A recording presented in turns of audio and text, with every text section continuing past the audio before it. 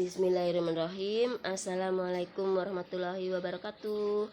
Bagaimana nih kabarnya Nanak Solia semua? Semoga semua dalam keadaan sehat ya, dan selalu tetap semangat belajar dari rumah.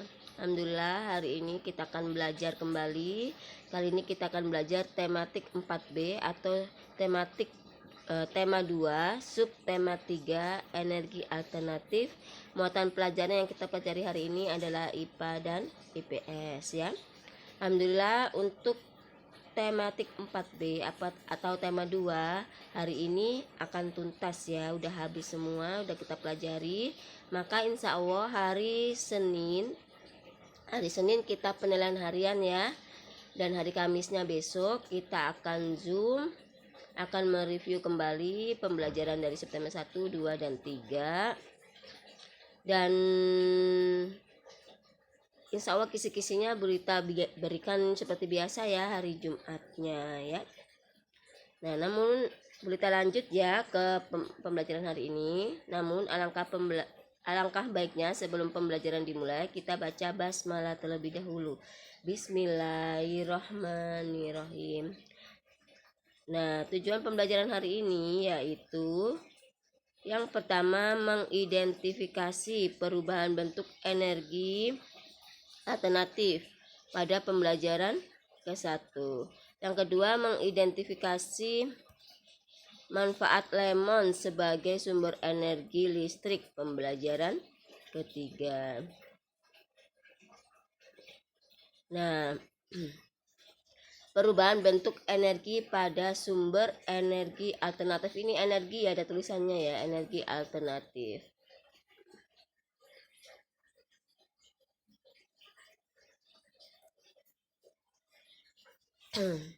Ya, bahwa di Indonesia itu mempunyai sumber energi yang melimpah yang berasal dari bumi ya.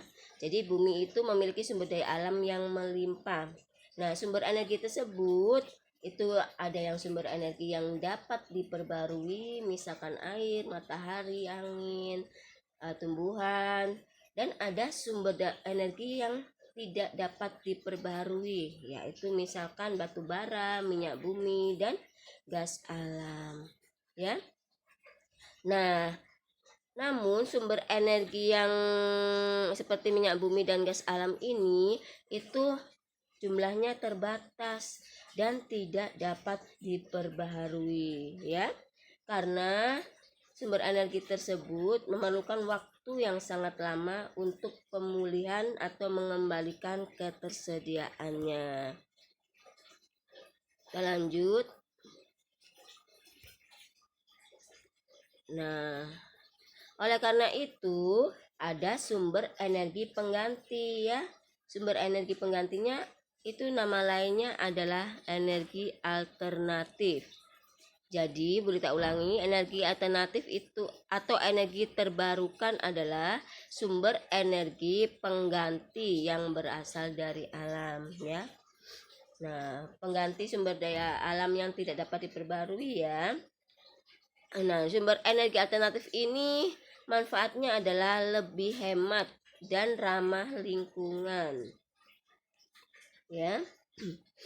Nah, sumber energi alternatif di alam ada dalam jumlah yang tak terbatas atau memiliki jangka waktu habis yang lama karena sumbernya itu diambil dari alam ya.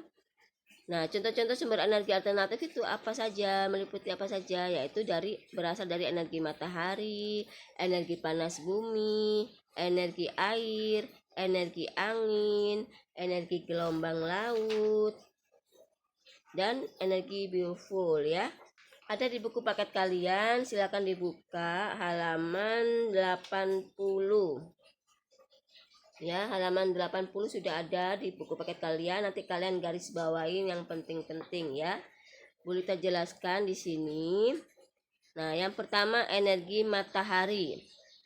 Energi matahari itu merupakan salah satu sumber energi alternatif yang dimanfaatkan sebagai pengganti energi minyak bumi dan gas alam.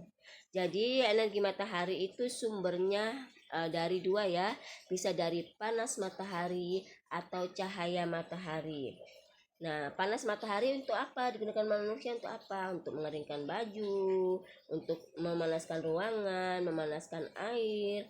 Sedangkan cahaya matahari dimanfaatkan manusia untuk apa? Untuk menggerakkan mobil serta pembangkit listrik panel surya PLTS ya.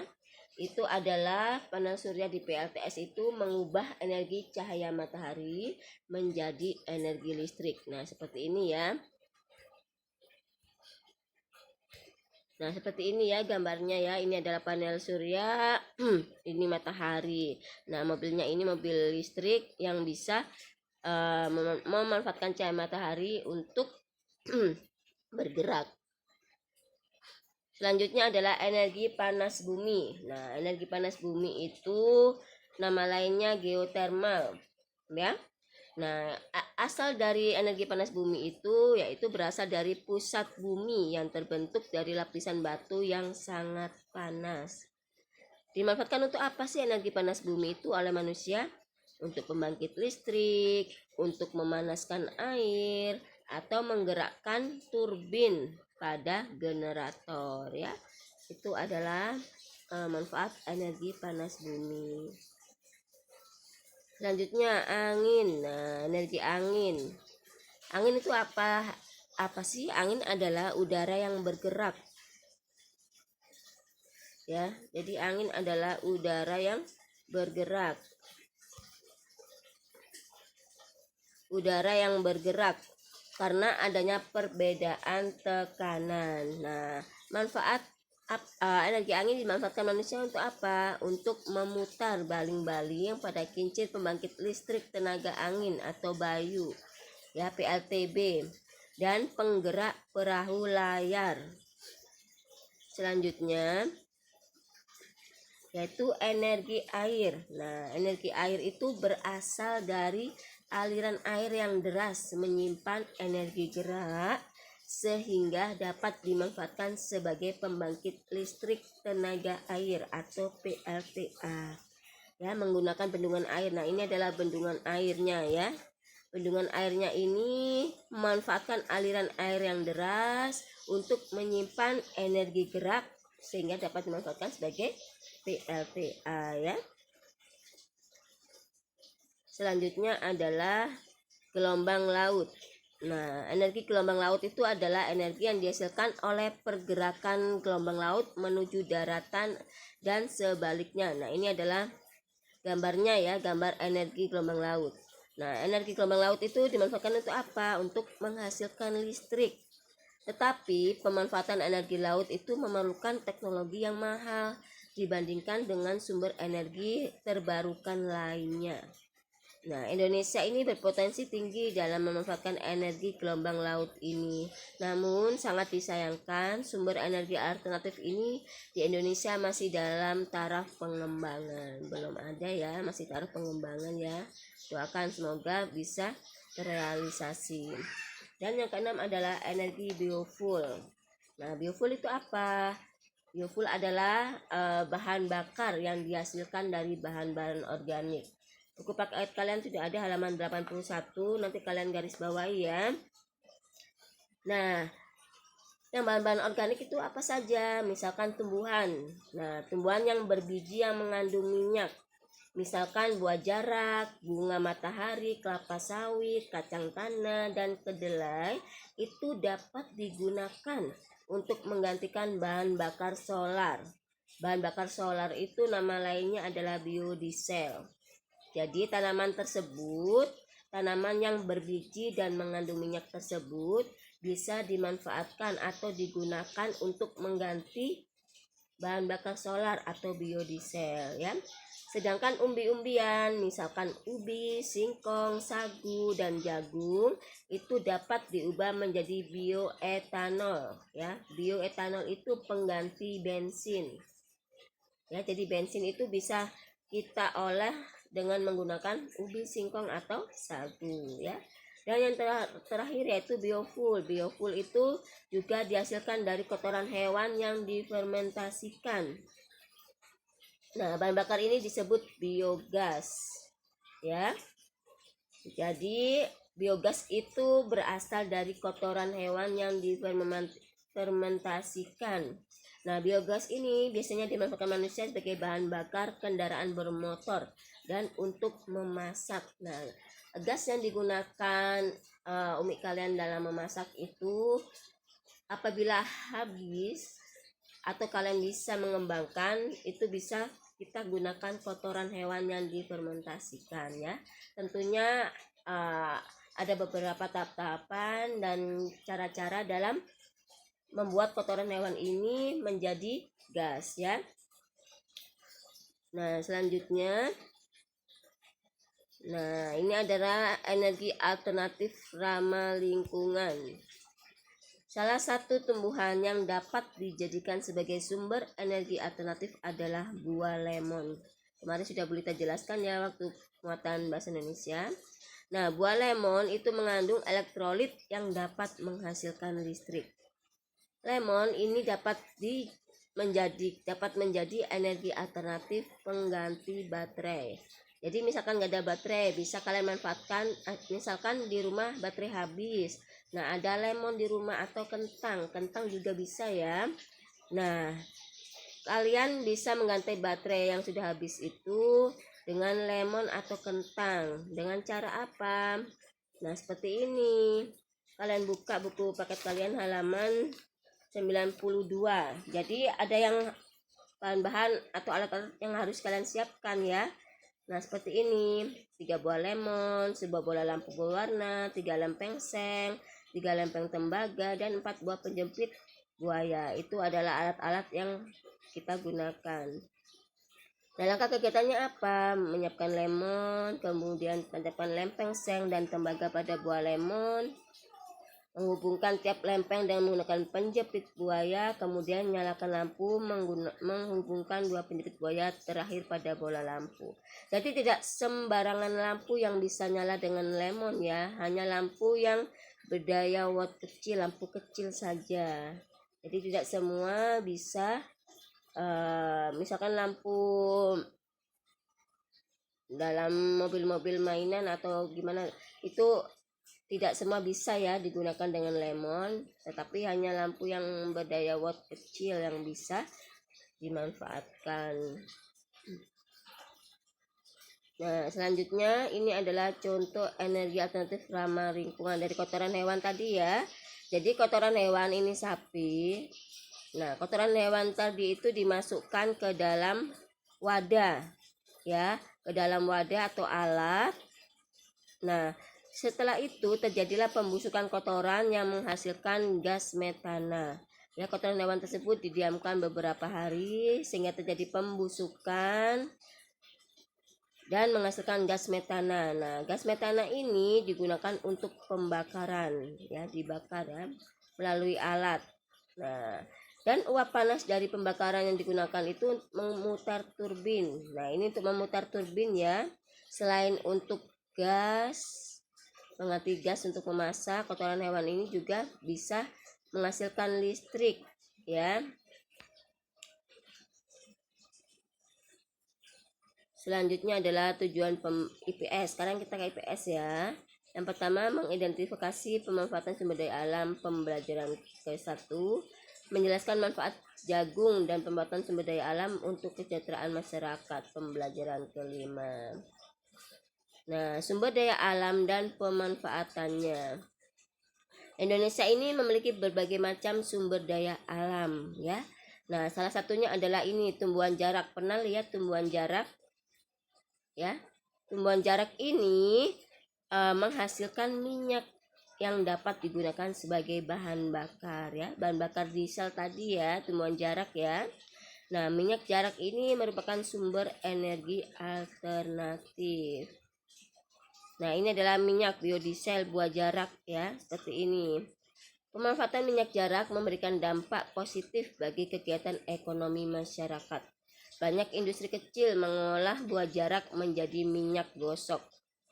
Ya, banyak industri kecil tersebut memberikan lapangan pekerjaan baru kepada masyarakat. Berkat tumbuhan jarak, masyarakat dapat memenuhi kebutuhannya. Masya Allah ya. tanaman yang dari alam yang diciptakan oleh Allah, bisa bermanfaat bagi manusia ya, dan dapat memenuhi kebutuhan manusia di sehari-hari.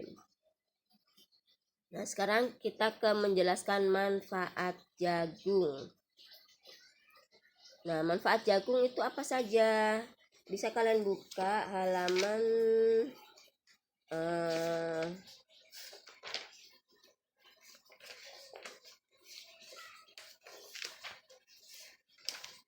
berapa ya? Jagung. Halaman 103 ya. Nah, tanaman jagung ini itu adalah jenis tanaman penghasil karbohidrat ya. Nah, di Indonesia, Madura itu merupakan daerah yang memanfaatkan jagung sebagai makanan pokok. Selain sebagai sumber karbohidrat, jagung juga mengandung protein dan serat yang tinggi. Nah, ini ya, bulir-bulir biji jagung itu dimanfaatkan sebagai bahan makanan pokok atau berbagai jenis makanan. Contohnya apa saja yang bisa kita olah jagungnya menjadi makanan apa saja, yaitu sayur asem, bakwan jagung, jagung rebus, dan jagung bakar, berondong jagung, dan makanan lain-lainnya atau jasuke ya. Itu adalah manfaat jagung, bisa diolah menjadi berbagai jenis makanan. Selain untuk makanan kita sehari-hari, jagung juga bisa untuk makanan ternak seperti unggas dan lembu. Unggas dan lembu ini juga makan jagung ya. Yang kedua, jagung juga bisa dimanfaatkan untuk tepung jagung. Jadi biji jagung yang kering, biji jagungnya dikeringkan terlebih dahulu, kemudian bahan itu kemudian diselep ya, dihaluskan dan bisa dibuat menjadi tepung jagung atau maizena ya. Nah, tepung jagung itu digunakan untuk apa? Untuk mengentalkan sup atau saus ya. Nah, selanjutnya selain untuk berbagai jenis makanan, tepung jagung juga bisa dimanfaatkan untuk bahan kerajinan ya.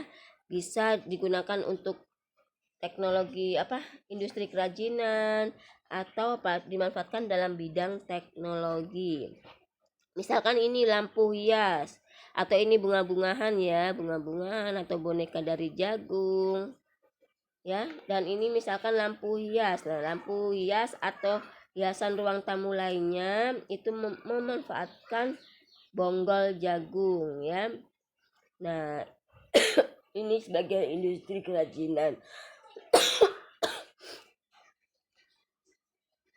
Sedangkan teknologi itu adalah memanfaatkan saripati jagung sebagai bahan dasar pengganti campuran plastik atau polimer ya, untuk membuat kotak komputer. Ini adalah di Jepang ya. Di Jepang jagung dimanfaatkan dalam bidang teknologi. Nah, ini adalah macam-macam manfaat jagung ya. Dan untuk tugas hari ini, anak-anak Soli-Solia tolong kerjakan untuk muatan IPA. Ayo berlatih halaman 85 nomor 1 dan 4. Yang muatan IPS, ayo berlatih halaman 107 nomor 2 ya. Terima kasih, jazakumullah kasih telah memperhatikan dan mendengarkan penjelasan dari Bu Lita. Apabila ada yang kurang dipahami, silakan bertanya ya. Barakallahu fikum. Wassalamualaikum warahmatullahi wabarakatuh.